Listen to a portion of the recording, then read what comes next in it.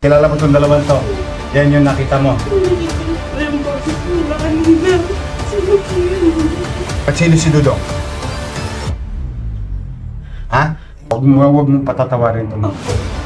Marami pang bibiktimahin ko. Oh, sa lahat ng viewers yan ng Manager TV, please subscribe and click the notification button. God first. Ayan po. Binibiktima ho itong isang babae nitong dalawang gago na ito. Muntik pa saksakin. Biri mo, pera lang ang lakad eh.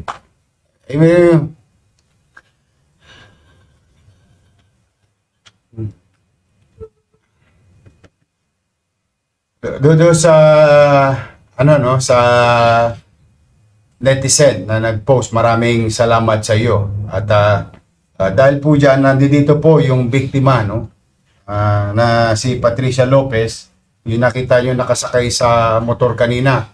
Trumang-truma pa hanggang ngayon. Nangyari po yung insidente kaninang madaling araw, alas 3 sa madaling araw. Hindi ko naman maintindihan sa mga to. Akala yata nitong mga to, joke kami. Sinabi ng... Anyway, Miss Lopez, you're from Nabotas. Saan ka papunta? Moriones, sa Tondo. Ito po, yung biktima, hanggang ngayon, trauma po talaga ito. Pagpasensya mo na. Meron pa rin mga malalakas ang loob na tulongges na gusto subukin ng Maynila. But I am happy that you are safe. More than anything else. Yung pera na mawawala, gamit mawawala. Ang importante sa akin, ligtas ka. Now, bilang tugon sa pang-aabuso, pambibiktima, kay Patricia Lopez, gusto po namin i-update kayo. Ayan, pasok mo yung dalawa na yan.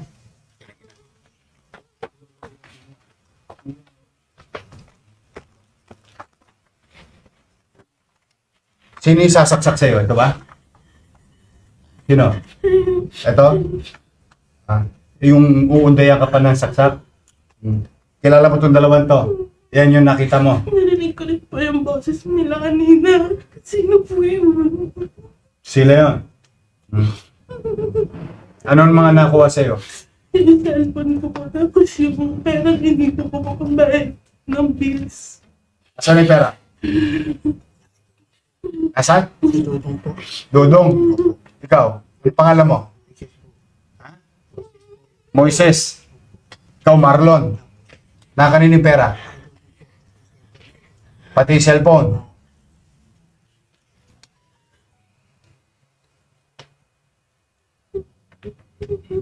Ayun, ayun.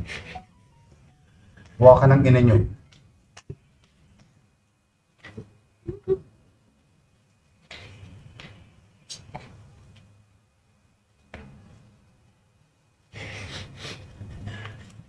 Ano yung cellphone Dito na sa operatiba natin, kinuha yung mga cellphone sa pinag-event. Ba't sino si Dudong? Ha? Kaya mo talaga internet. Tang ina mo. Sinungaling kami lahat ngayon. Ha? Hindi po. Siya ba yung nasa video? So wala ka doon? Hindi ka niya kasama? Anong ginasabi mong siya talagang tumira? Putang ina niyo, sasaksakin niyo pa yung babae eh.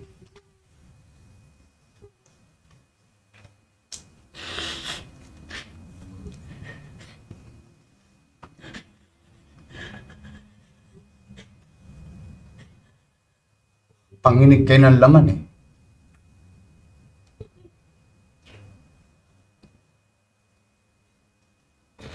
Ano si Dudong? Doon nyo piniprenda lahat ng nananakaw nyo.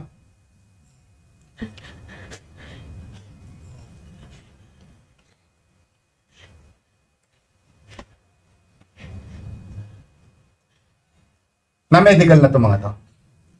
Sa diretso ko dito sa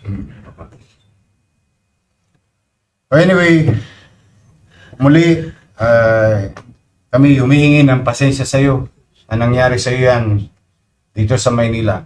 And I hope today, we brought you justice. Huwag mong patatawarin itong mga to, ha? Papailan ng complaint to. Huwag mong, hindi na to Opo, sana po. marami pang bibiktima yung katulad May mo trauma to. po eh. Ha? May trauma sa akin. I know, I can feel it. Ha? Pero, para matagumpay kami mapapayapang Maynila, ang mga complainant dapat hindi umatras. Yes. Ha? Yes. Huwag mo patatawarin itong mga to. Marami pang bibiktima ito. Yes. I hope we brought you justice today. Thank you. Thank you so much. Thank you. Maraming salamat, Station 1 at Don Bosco PCP. Ito yung mga pulis natin, operatiba natin. In less than a few hours, na-resolve itong kasong to. Again, ako ay taus-pusong nagpapasalamat sa ating mga netizen for being vigilant in participating also in our fight against criminalities in the city of Manila.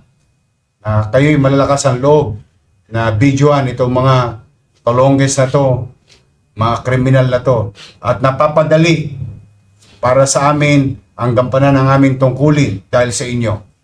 Huwag ko kayong mag-aalala lagi. Itatago namin lagi ang pangalan ninyo. Kayo po proteksyonan namin sa mga bagay na ibinibigay nyo sa aming impormasyon. For the meantime, to the people of Manila, rest assured, bagamat tayo nasa gitna ng krisis, katulad na nasabi ko na kaninang umaga, ay habang kinakarap natin ang krisis sa lungsod, sa bansa at sa mundo, hindi po pwedeng mawala yung mga dapat gawin at responsibilidad ng pamahalang lokal sa kanyang mamamayan upang makapagbigay ng kapanatagan sa pamumuhay, paninirahan, pagdako, panaog sa lungsod ng Maynila ng anumang tao at sino mang tao. Ito po ang inyong lingkod. Sana po'y nakapagbigay kami ng some level of assurance that justice will be served always. At kami po'y hindi perpektong gobyerno. Itong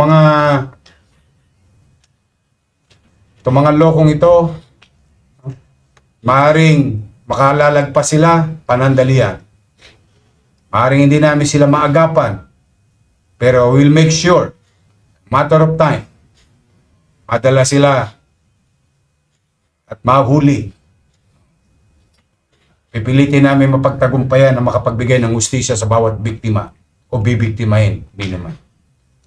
Now, sa mga tolongges, o ito, ilang oras lang, huli na. Huwag niyong subukin. Magbagong buhay na kayo. Lalo ngayon, hirap ang buhay ng tao. Tingnan niyo nangyayari sa mga biktima ninyo. Sa ating mga kababayan, hanggang dito lang po muna. Mag-iingat po kayo.